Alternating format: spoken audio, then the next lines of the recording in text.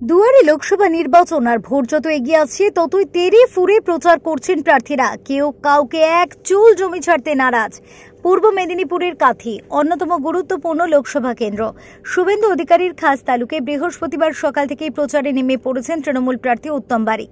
পাশাপাশি রামনগরের বিধায়ক তথা রাজ্যের কারাগার মন্ত্রী অখিল গিরি এবং কাথি জেলা তৃণমূল সভাপতি পীযূষ কান্তি পণ্ডাকে সঙ্গে নিয়ে কাদুয়া গ্রাম পঞ্চায়েতের মাইতিহাটে বুথভিত্তিক কর্মী সভাও করেন উত্তম। উপস্থিত ছিলেন কাথি পুরসভার পুরপ্রধান সুপ্রকাশ গিরিও। কর্মী সভার আয়োজন করা হয় সটিলাপুরেও। এদিন উত্তম বারিক বলেন, সব জায়গাতেই প্রচারে মানুষের ভালো সাড়া পাচ্ছি।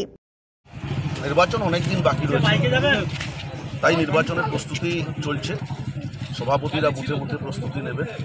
আমাদের নেতা মন্ত্রী অখিল গিরি মহোদয় ব্লক এবং অঞ্চলকে নির্দেশিকা দিয়েছেন আগামী কয়েকদিনের মধ্যে শক্তিশালী বুথ কমিটি তৈরি করবে। নির্বাচনী অঙ্গ হিসাবে যা যা করার প্রয়োজন রাজনৈতিক দলের সহকর্মী হিসাবে সমস্ত কাজকে সংগঠিত করে মানুষের কাছে।